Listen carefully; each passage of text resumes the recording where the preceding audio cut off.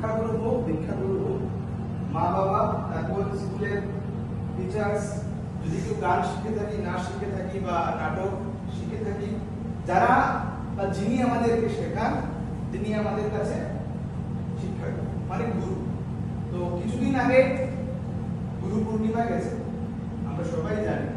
তো আমাদের এই আসরের মধ্যে যার হাতে ধরে যিনি আমাদের নাটকের জগতে আমাদেরকে নিয়ে এসেছেন, আমাদের হাতে তৈরি করিয়েছেন, নাট্যগুরু বা আমাদের শিক্ষাগুরু, তিনি হচ্ছেন ভাবিকালের ডিরেক্টর শান্তনু পাল।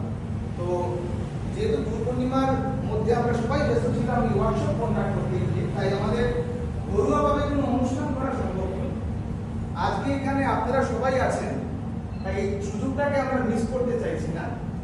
আপনাদের সবাইকে সাক্ষী রেখে আমরা ভাবিকালের যারা নিয়মিত শান্তনু স্যারের কাছে আমরা থিয়েটারের ক্লাস নিই, আমরা এবং আপনারা সবাই মিলে আমাদের একটা ভালোবাসার সামান্য উপহার আমাদের শিক্ষার্থীর হাতে আমরা তুলে দিতে চাই। আমি আমন্ত্রণ জানাচ্ছি আজকের এই ওয়ার্কশপের মধ্যে আমাদের ভাবিকালের প্রাণ পুরুষ তথা ভাবিকালের ডিরেক্টর, আমাদের সকলের নাটকের গুরু শান্তনু পালকে এখানে আসার জন্য সনির্বন্ধ আমন্ত্রণ জানাচ্ছি একটা জোরদার করতালির মাধ্যমে।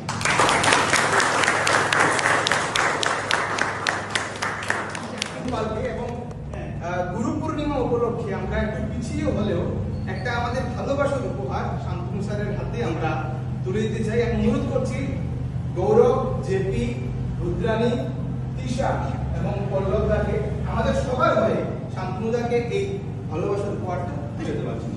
Sir please. এটা তো মানে এরকম আমার লাগে, মানে এরকম একটা খারাপ খারাপ লাগে, মানে না না যেটা মানে একটা আলটিমেটলি আমার একটু টেনশন হতে